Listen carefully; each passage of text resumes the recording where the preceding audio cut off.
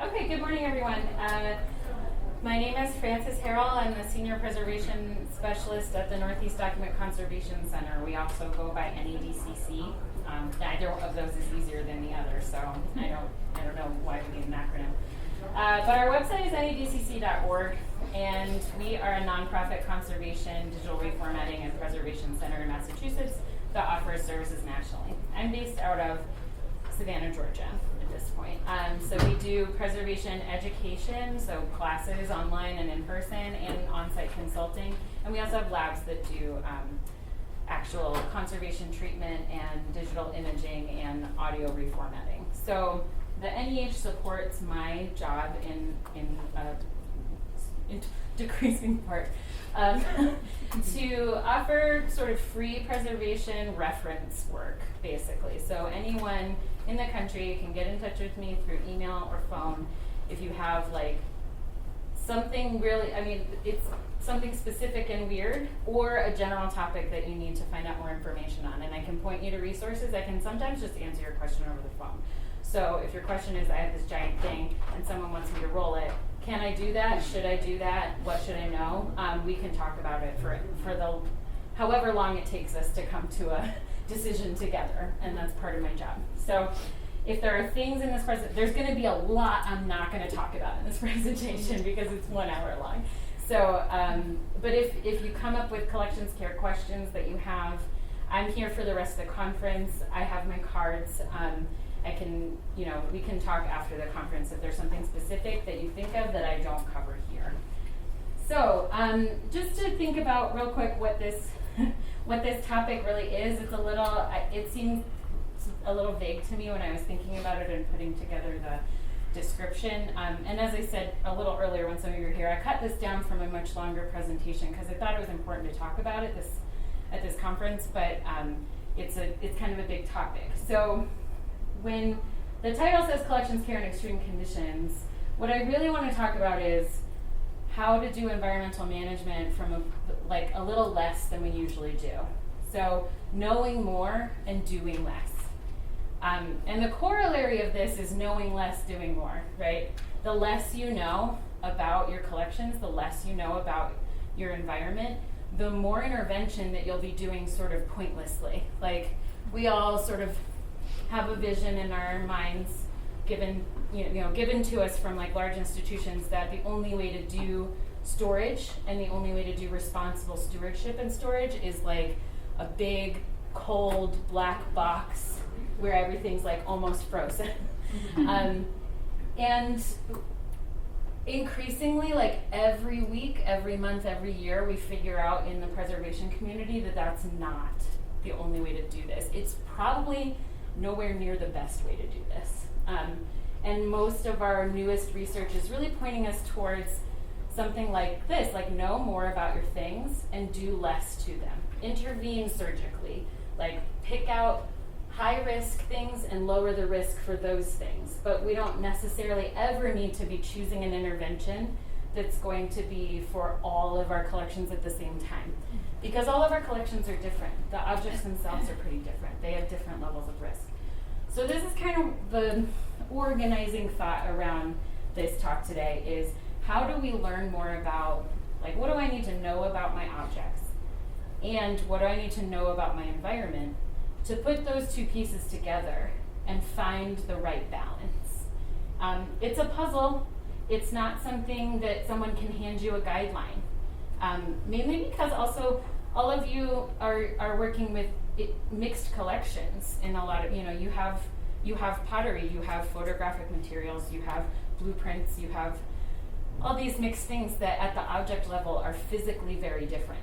So even the idea that we could design a big storage space for them that is going to be the best place for all your objects is, when you think about it, like, why did we think that was a good idea anyway? Because everything kind of needs its own spot. It sounds harder when I say it that way. It sounds harder. And in some ways, it does require a little bit more knowledge and effort on your part. But in other ways, it can involve a lot less resource expenditure. It can be cheaper over time and be a little more mindful. So just to kind of set the stage a little bit, there's again going to be a lot of preservation topics I'm not going to talk about today, but this is how, so people categorize preservation and deterioration in a lot of different ways. I've moved really strongly into this made-up framework over the last couple of years, which is there are things that happen fast to your collections, where you can lose something in a day, lose all of your collections in a day. And then there are these other things that happen over longer periods of time, and they're slow.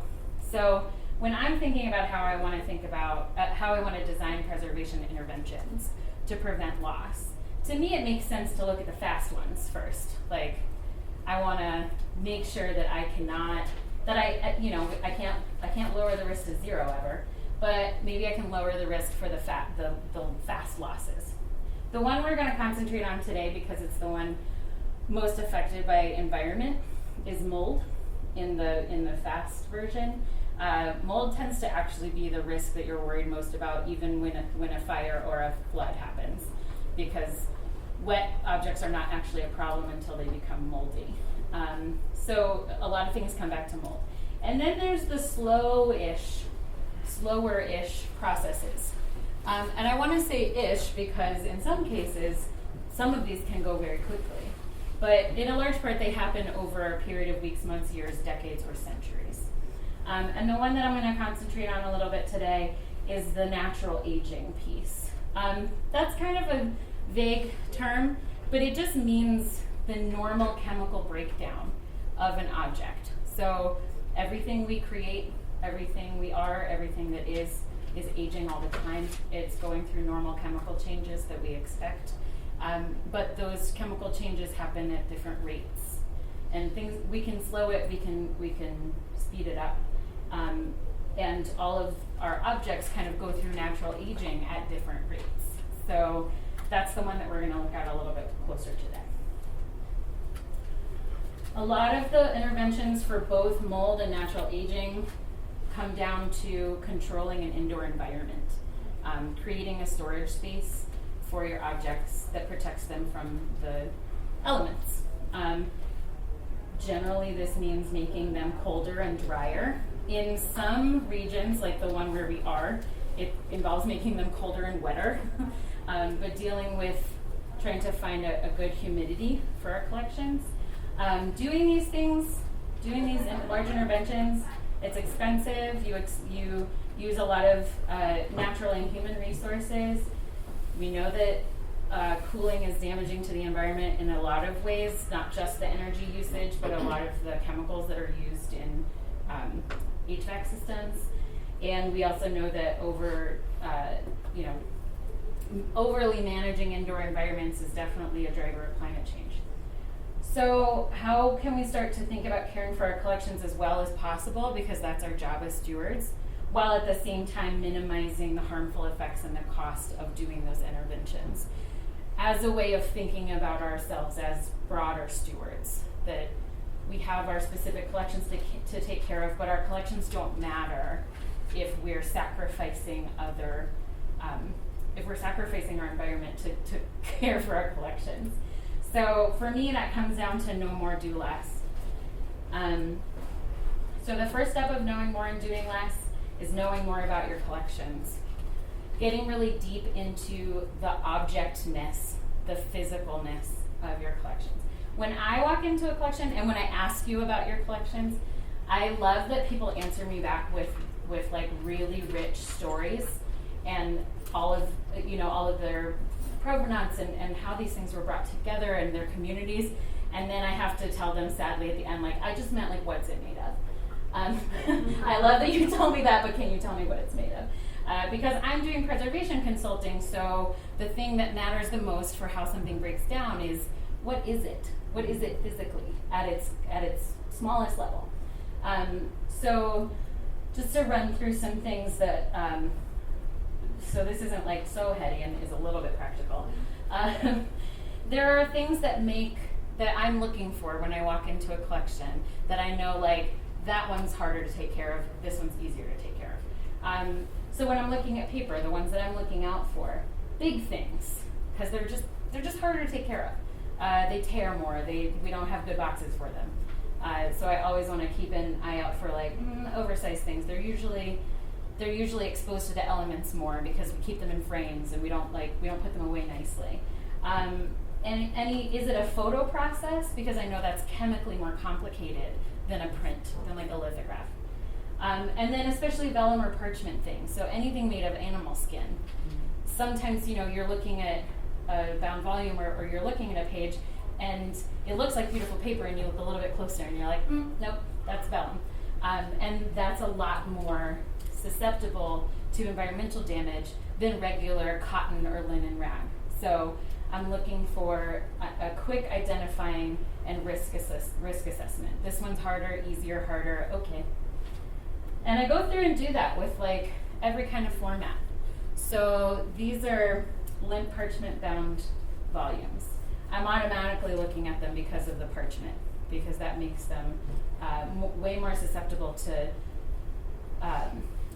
large mechanical shifts, like parchment and vellum. If it's too wet in the environment or too dry, they shrink up or relax and cannot be brought back to their natural shape. So I'm always looking for things like that. And bound volumes in general, just kind of mixed media. Are there like scrapbooks and things like that? I know that if there's photos in there, I should take care of it like a photo. I shouldn't take care of it like a book.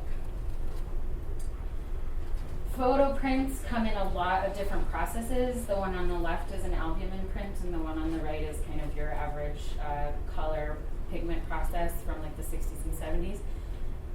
Each one has its own level of susceptibility to certain kind of environmental problems, temperature, humidity, and light exposure.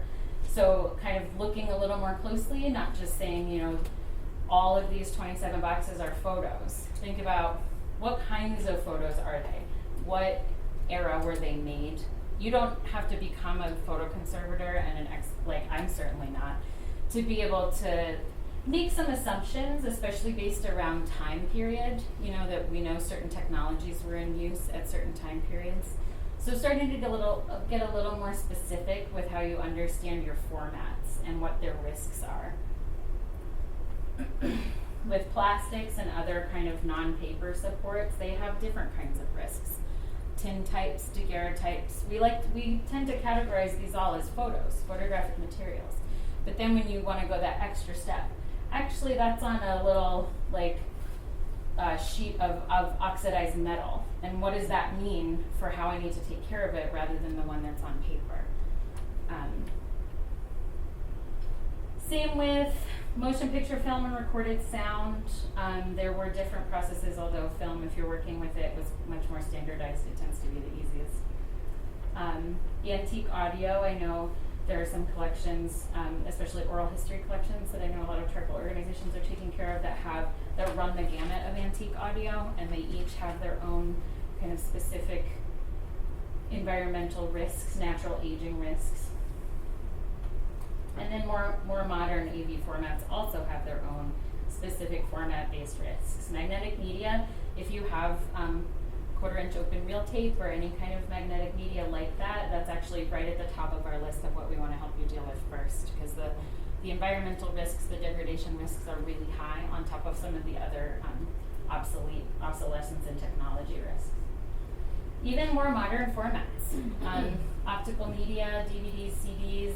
If you did any reformatting at any point of recorded sound or video from earlier time periods and they're sitting on this media, remember it's still an object. It has plastic, it has dyes, it has metal components, and it breaks down over time. And these ones actually break down over very small periods of time, like 5 to 10 years. So just getting back to thinking about the objectness of things, the physicality of things. And this works no matter, these are the things that I work with on a daily basis, but for textiles, for wood objects, for clay objects, everything has its own natural aging risks. And investigating it, calling a conservator, just kind of asking them what am I going to be watching out for with this thing? This is how you start to know your collections more. And then the thing that you do with that knowledge is start to make categories. We can't create a specific storage environment for every object in your collection. that's unreasonable. But what we can start to do is try to gather them together in chunks of sameness physically. And this is it's a practice in archives, and it can be difficult to manage where you're separating your physical object management from your collections-based and kind of intellectual object management. So this can be kind of a new thing to start trying to do. So starting to gather them by levels of risk. So as an example, some low natural aging risk items. Basic pen and paper kind of stuff, pretty low risk, can handle a lot of different environments very well, slow natural aging. Polyester film, if you have microfilm sometimes, and other, not usually like still image negatives, those are usually acetate, but motion picture film from like commercial sources can be polyester. Also very low risk. You could put it in like a trunk in someone's garage for 100 years and it's fine. Then some of the medium format-based risks, all photographic processes and materials are kind of a medium risk. They have they have increased natural aging problems over like just pen and paper. But as long as they're not damaged, they aren't like at high risk of just falling apart in your storage because of environmental factors. So plastics, especially like our negatives and slides, color slides are a thing that people kind of forget that they might have 4,000 of in a box somewhere. And then kind of parchment and vellum, those other papers that are not like regular cotton, linen, or wood pulp papers. And then your really high risk things. So like I said, all of those, basically all of your AV formats fall into high risk. Color photography, no matter what the format it is, falls into high risk. So slides, negatives, prints, all of it. If it's got color, it's breaking down right now. And then damaged items. So things that are already really deteriorated or have become damaged by other things. They are just, because they've already been damaged, their deterioration effects are accelerated and just like get worse. So we want to take the things that are in rough shape and give them the best care. So that's kind of the knowing more about your collections bit. Before I move on to knowing more about your environment, does anyone have a quick question or somewhere they want to stop me or make a comment? My predecessor had everything sprayed with dry ice. Why? I've literally never heard of that. I'm excited to find out why. Bugs, but I learned after the fact that it makes leather really brittle. That makes sense, actually. Not the brittle part, not the spraying for bugs part. Yeah, it made the leather stiff or brittle, immobile really. Right. And then like a lot of the plant-based materials are really brittle now too. Boy, I wonder what the chemical reaction was there. I don't know.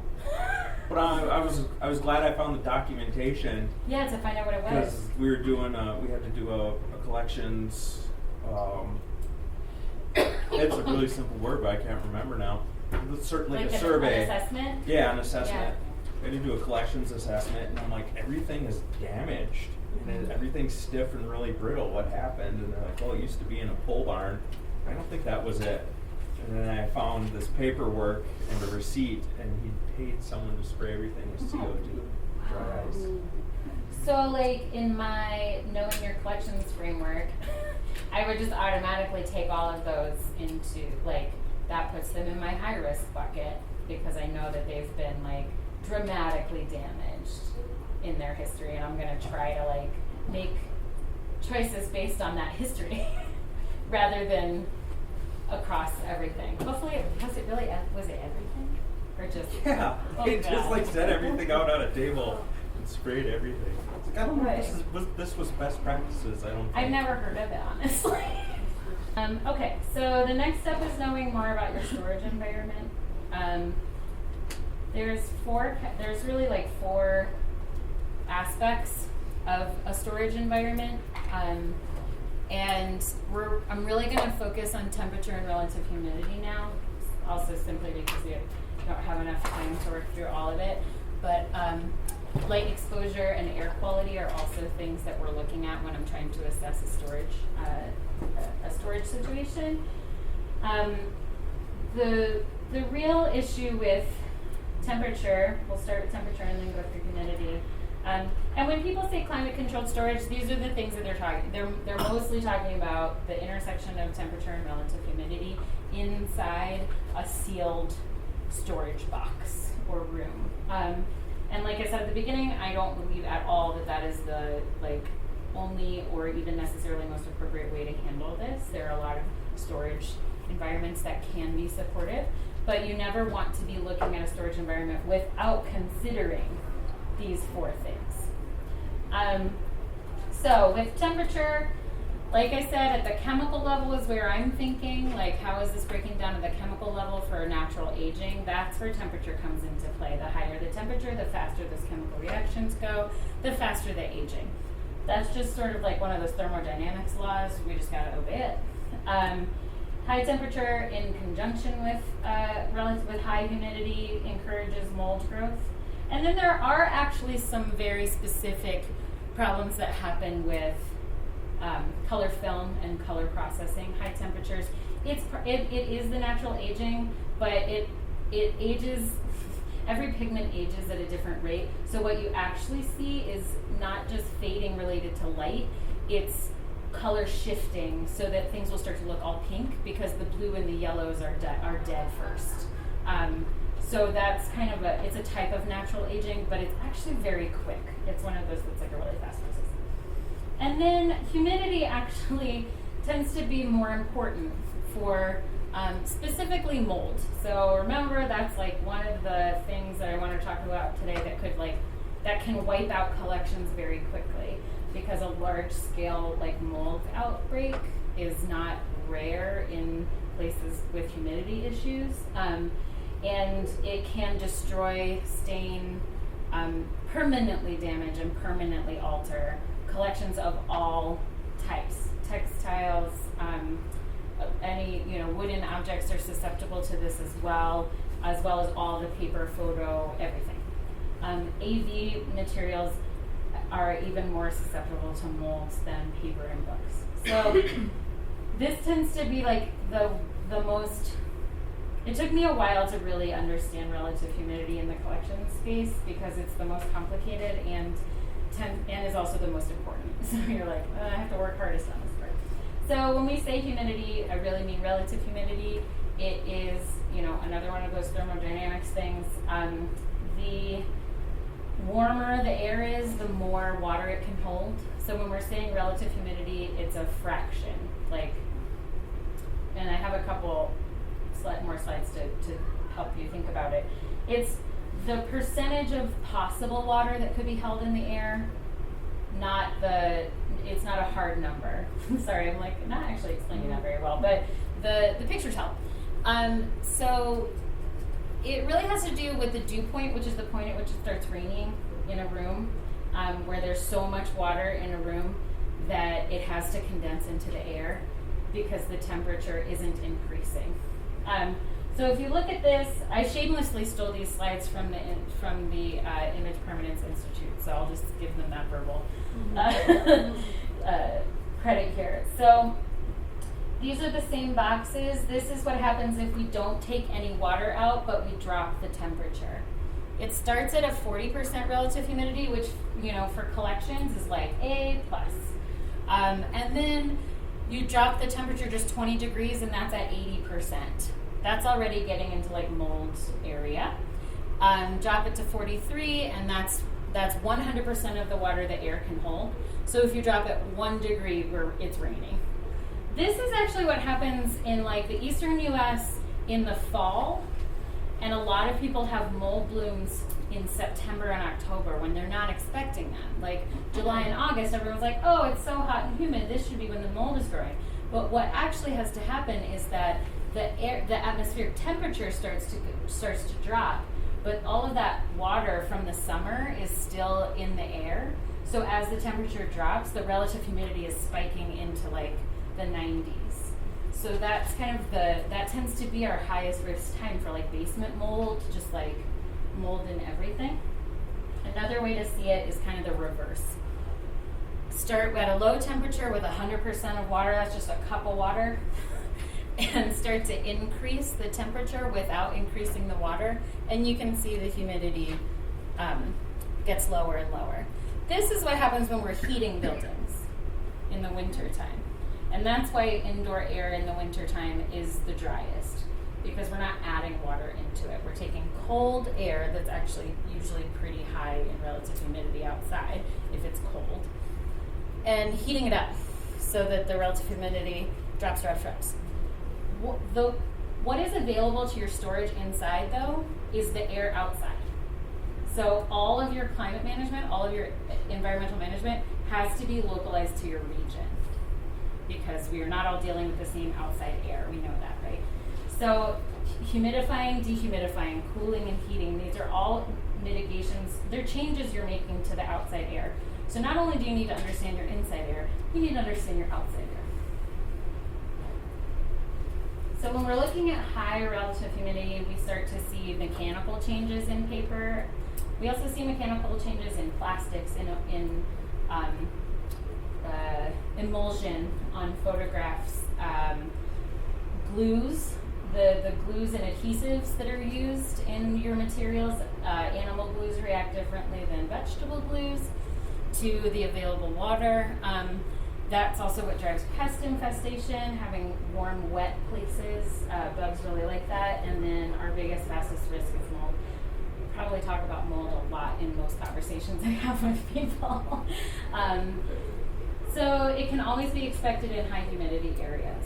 I do want to take a second to talk about low humidity. I didn't bake it into the presentation because it's not something I talk about a ton, being like a New England-based group, but low humidity is not inherently bad for your materials either.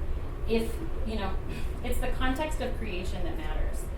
So the problem tends to be when we move objects from a region into another region, and we do not take into account their context of creation and then where they're living now. We had a really beautiful, modern vellum screen, like a dressing screen that a client had brought in that was made in northern England. And then they moved to Boston, to the Boston area. And the vellum started just falling off the screen. And the conservators in the lab did a beautiful job. They, re-adhered, did all of this thing, and then the advice at the end was, you're going to come back in 5 to 10 years and we're going to do this again. Because there is no way to make the environment of New England the same as the environment where it was created. So when it comes to low humidity and high humidity, there's kind of that extra level of investigation into how something was created in the context it was created in. So with a lot of pottery works, if they have not been moved out of their region of creation, they don't need a lot of intervention. But if they're being moved to places where the atmospheric humidity is drastically different, that's when we start to see damage from the environment. Photographs and papers and things like that are, we have to think about where their manufacturers were, what kinds of context they were thinking they were going to be in. So papers and vellums and things, drastically low humidity can be very damaging. It can be really damaging for wooden objects as well. So in some cases, you'd be humidifying in a region like this if you're trying to care for objects that came from somewhere else or were manufactured and intended to be used somewhere else. So you won't see mold, but you might see drastic cracking and just things breaking apart because they don't have enough water in themselves to be able to stay in one piece. So that's why temperature and humidity matters. We'll go through monitoring as quickly as I possibly can.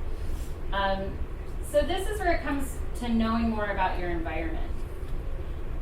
Most institutions I walk into, they can only give me anecdotal stories about what their storage environment is like because they're not doing specific data monitoring. And, you know, anecdote can be almost useless. Humans are not prepared to be able to tell you whether the humidity is 30% or 60%. We can just say, like, I feel kind of parched today. And humans have like a pretty wide range of comfort in temperature and humidity. So it's just not going to give you enough to go on. That's why we really encourage, no matter what your situation is, it doesn't matter if you have closed storage stacks or open, it doesn't matter if you have any kind of HVAC or not, put data loggers in there. Just know, even if you can't make a huge intervention, maybe you don't need to. Maybe you're sitting there feeling guilty forever because you're not air conditioning your room. And then you put a couple data loggers in there and a year later you're like, it's not so bad actually. I don't even want to do anything in there. But you can't make those decisions and you can't let yourself off the hook without the data. So, you know, there are a lot of different equipment, like types of equipment you can use for monitoring. I would never, ever, ever recommend one of these. Because it prints out on this like really long roll of paper and then someone has to like, I don't actually know what you're supposed to do with it at that point, like lay it out on the floor and like analyze your data like that. But it used to be the man. Sounds like it could be fun though. Yeah, but like if that's something you got to do every 3 months, like it's gonna be less fun really fast. Just get a mad science vibe. They're also really, they need to be calibrated fairly regularly, and they're calibrated with a little sniff of human hair inside. So what we've moved to is digital sensors, like every other industry. So there are, just regular thermometers and hygrometers that measure the water in the air. The simplest version I've seen of these is like $15 on Amazon. It just displays, so you can go and do hand recording on a daily basis or a couple times a week. Depends on how much you really feel like you need to intervene. And then there are min-max or hydro thermometers that do both. The min-max, you press it and it shows you over a period of time what the highest and what the lowest was. It can be somewhat helpful. But really what I think the most, the easiest way to understand this stuff is to use data loggers, which are devices that take those measurements and then store them on a memory chip. These do not have to, this one is $300. $400? You don't have to spend that much. You don't. There are totally fine devices in the $70 to $90 range. It's still not something you're just gonna pick up, and like I said, you can definitely grab the $10 or $20 display ones and do it by hand while you're building up your program. That's fine. But if you can, picking up a data logger is gonna kind of help you do this a little more easily over time. You can customize the sample rate, how many times it's monitoring per day. And then you look at it in a spreadsheet, basically, rather than trying to write it all down and type it in yourself. So when it comes to how to do baseline monitoring, think of a Rubik's Cube. Like I said, I think baseline monitoring should be done in every room that you're keeping collections in. It doesn't have to be just your storage room, your processing room, your reading room, the closet where a bunch of stuff is, that's fine, just put a data logger in there. For baseline monitoring, the thing that you should be doing always, a Rubik's Cube is a good way of thinking of all the different planes you might like to measure. So low to the ground, high, middle, that side of the room, this side of the room. I'm not telling you to buy 18 data loggers and put them in every space.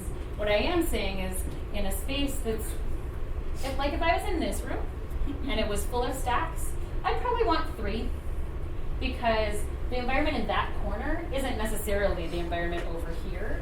So I want one in that corner and one in this corner, and I probably want one in the middle, but I'm not gonna put them all at the same height, right? I have 3 heights to choose from.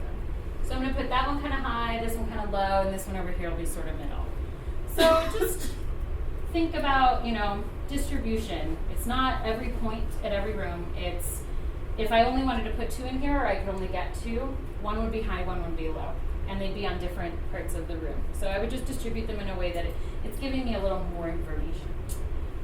This is just that thing. Put monitors inside your stacks. Don't put it on the wall when the stacks are like on the other side of the room. Just put it on the shelf right next to where something is. That's a better place to monitor. Then if you have a problem area, throw a monitor there. If you know there's a spot with leaks, like if that corner was leaking all the time, and I know I had like a problem twice a year because it seems like there's something going on behind there, the data logger over here isn't going to tell me anything about that corner. So I want to put one there just for like special things. Be like, I know that there's a water problem there. Or there's a door that gets opened 27 times a day. And I want to know like what's happening with that exterior door with all that air coming in. Is it a problem? Maybe it's not, but I'm not going to know until I put a monitor there. And then you start plotting. And it's going to look something like this usually. Like seasonal, even if you have an HVAC system in your building, it goes through seasonal shifts because cooling really hot air is hard and your system probably doesn't do it perfectly every day. And this line is at 68 degrees, right? Like 10 years ago, we would have been like, what a failure. Like, this machine is getting nowhere near that line. And now we're like, oh, this looks great. Because it turns out just like flatlining every day of the year, it really has no measurable effect on your collections. What we're trying to do is take away the extremes and give it a broad base of comfort, depending on, and we choose that range depending on what the object is. So for books and paper, we're like, well, there's no such thing as too cold for paper. It loves being frozen. So what I run into a lot is institutions in New England that are heating their storage areas to 68 degrees in the wintertime, which I don't even heat my house to in the wintertime. When like 58 is comfortable enough that someone can throw on a coat and go grab things. And as long as no one's working in there, it's like not a big deal, and you're saving a lot of money by not trying to do something for the collections they don't need. But at the same time, in the summertime, if it's hitting 87, 88 for a month at a time, that feels like a time where you really want to deal with that extreme.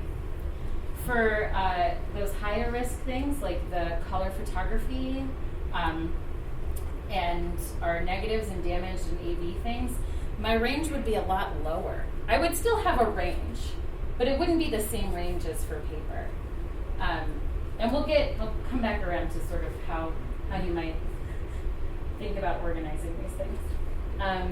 Humidity, we start to look at the same thing, a range. Like up here is moldy, so I'd want to start thinking about how can we bring those spikes in August and September down. Maybe I only need a short-term intervention. Maybe a commercial dehumidifier for 2 months is all I need. And then I don't need to think about it at the rest of the year. And then, if I have like some really severe dips, these aren't actually that bad because they're pretty short-term. But if I was seeing months in the single digits, and I know that my collections have sort of like low humidity risk, I'd want to think about what can I do to get that to a slightly more acceptable for these sets of months where it's bad. But I don't need to solve it 12 months of the year. It's only a problem for 3 months. So that's where data starts to help you out. And then you often plot them together. So we'll see, depending on your system, how the relative humidity and temperature work together. And these graphs are a mix of uncontrolled and controlled spaces. An uncontrolled space looks like a sine wave. It's very predictable. It's warmer in the summer, cooler in the winter. When you see something like this looks like a climate control system that started to struggle at some point, or they changed their set points. And this is a thing that takes practice. I know, like, the first time I started looking at these graphs, I was like, but it's actually not, it's not rocket science. You're just looking at how hot it is in a room and deciding that it needs to be colder. I did want to take a second. The PEM eClimate Notebook is the free online tool for plugging in your data. It's free for up to 3 data loggers, so if you have one space. And then they have a paid version that's up to 10, that's about $150 a year. Most data logger companies also provide their own graphing software with the data logger when you buy it. The reason the eClimate Notebook is a little bit more helpful is you can run reports on the data that are kind of canned, and they're based around collections care. So they'll dump out a thing and say, we see you're having these problems, we think you should make these interventions. So, and I've read the reports, they're pretty good. And then the biggest thing that we haven't talked about, honestly, every time I've seen a mold problem in real life, it's because of a microclimate. It's not because the whole storage space was at a really unacceptable temperature or humidity for 3 months, and now everything is covered in white fuzz. It's because there was a leak in a corner that went unaddressed, and the things that were in front of that leak are sitting in a very specific pocket of stagnant air that now is super wet compared to the rest. And so there was a mold bloom there.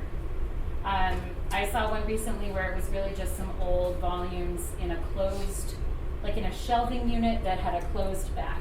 So basically they were drawers with no fronts. It was like a shelf but it was small. And they got mold all along the back of 3 or 4 volumes, which is because of pockets of stagnant air. It's not really because the HVAC system is failing, it's because there's not enough air circulation around the objects. So looking for potential areas of microclimates is a lot of what I do now when I walk into a storage area. I'm looking for those closed back shelving units. I'm looking for the place where they've said there's been three roof leaks in the last 3 years. That specific tiny area is going to be in worse shape. And then I've seen 2 this year in fire cabinets because they're airtight. The stagnant wet air gets trapped in, so you're not going to burn those things down, but they did just get covered in mold. So I'm just going on the record as saying I don't think fireproof cabinets are worth it. But that is another thing, just looking for closed cabinetry. When people have display furniture that has glass front cabinets, just thinking about taking the doors off those things or leaving them open for some amount of time, because it's the stagnant air that tends to be the problem. Okay, so you know your collections at an object level, you know what's going on in your storage because you've been monitoring it. Now, what are some interventions you can make that are not dumping a huge HVAC system into your building? Appliance-based intervention that's focused around microclimates and seasonal problems, I think can be really smart. What you don't want to do is get an off-the-shelf dehumidifier and run it in the basement 12 months out of the year. It's not helping. You probably don't even have a humidity problem in much of the months of the year, and that unit is not equipped to actually handle that size of room. So it's matching the equipment to your actual need, and only running them when you need to run them. Careful with humidification. I like people just to stay away from humidification because the thing that happens is you can cause a microclimate. You can cause a mold bloom through accidentally over-humidifying a spot. So that is trickier than all of the other things. Ceiling fans, box fans, standing fans, I don't see those in use a lot in collections, and I think that they could be making a big difference in wetter summer months. Just keeping the air moving can really help prevent blooms of bad things. And most of this stuff, this kind of intervention, climate control, it's mostly about that quick mold risk. It's not necessarily about the natural aging problems. Dealing with collections that have different natural aging problems is kind of. Wait, I get back to the end. It's at the end of this slide. I need to start at the beginning of this slide. So if you're having problems with extreme temperatures, maintenance on all your machinery is a big important part. these systems are not just set it and forget it.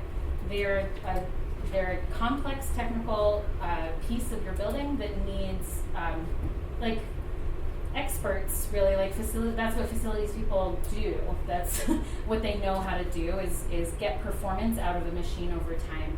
And you don't just turn it on and then it like does that, and in 20 years you get a new one and you turn that one on and it just goes. They need management over time, they need maintenance over time. And preventive maintenance is so much cheaper than dealing with it when it breaks. But then starting to think about what are the passive things that you can do to help. Windows that are uncovered are massive heat loads inside your building, so your system is working harder. So covering your windows. Moving collections it can feel like a big thing to do, but once you're monitoring across your potential spaces where you keep things, if you find that one space is a lot better than another, or a lot of times that's like, is the southern room of your building is going to get a lot more heat throughout the day, and it's easier for your system to manage a room on the northern side of the building. Like some of these kind of older ways that we used to build and understand environmental management before we had like the full building systems that do building management. And then thinking about what your objects are. Can you add an appliance, again, a freezer or a fridge, for really specific high-risk objects?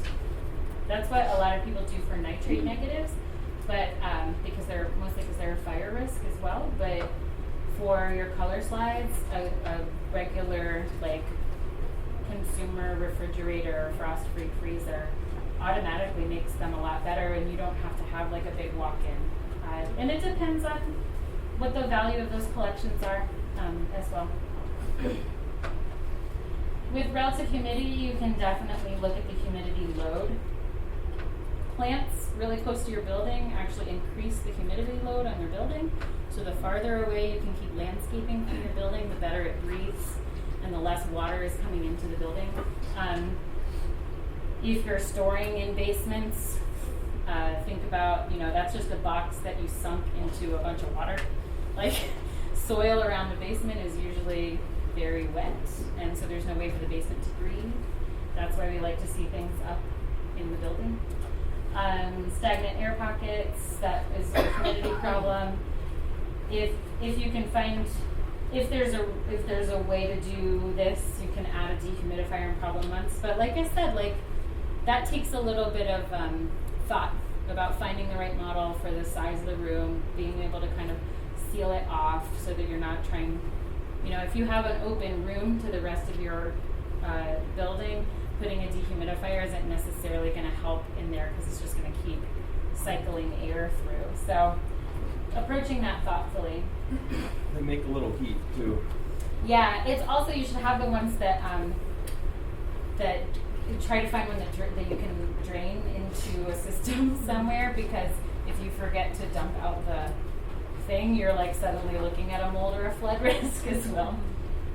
So I think appliances can help, but they are, you do want to do some thoughtful planning.